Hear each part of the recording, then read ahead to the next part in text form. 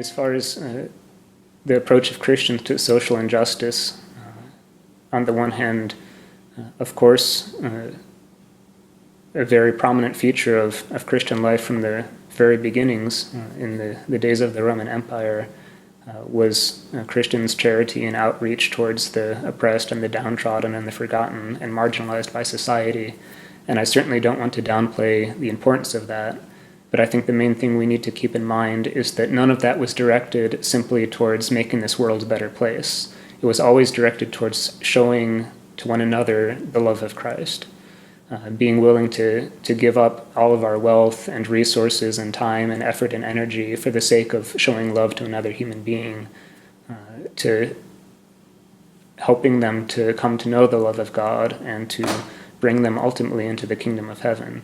And that's where we have to part ways with the social gospel and these more modern systems of approaching the faith as a set of moral teachings or any of the sort of utopian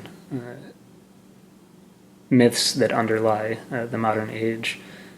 All of them are directed towards this world alone. All of them are directed towards improving the lot of man in this life. And well, as I said at the beginning, there's certainly nothing wrong with trying to better the lot of our fellows.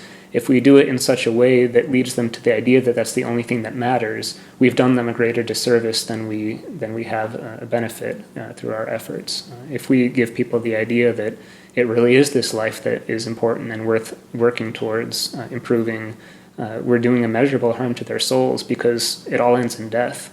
That's the plain fact that all of our science and technology and theorizing and political philosophy has not been able to overcome, is the fact that everything in this world will pass away, and there's nothing we can do about that. Nothing is eternal, and no worldly love will survive the grave. And if we lose sight of that as Christians, then we're wasting our time, and we're wasting their time, and we're leading their souls into perdition. So it's, again, as we discussed with Christianity and anti-Christianity, it's not something that can be very easily and cleanly distinguished from one another. And it's not so much about what outward actions Christians should or should not be engaging in, so much as it is what vision of life are we preaching?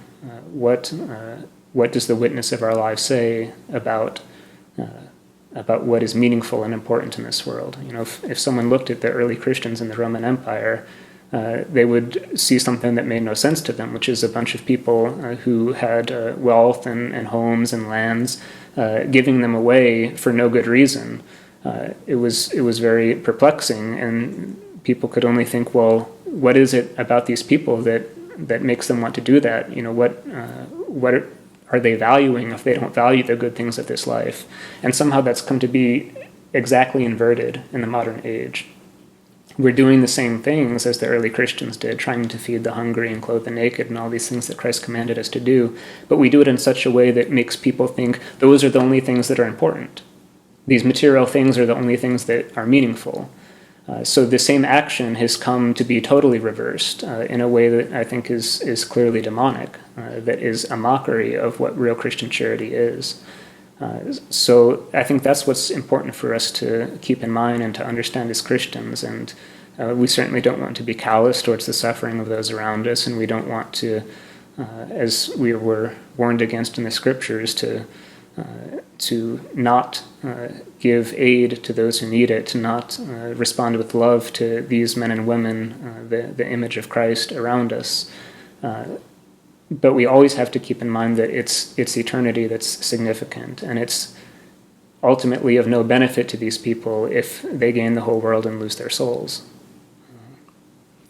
And that's something that we, first of all, need to understand ourselves, and we need to really believe and identify with ourselves. Otherwise, we won't be able to be the witnesses of the gospel that we really desire to be.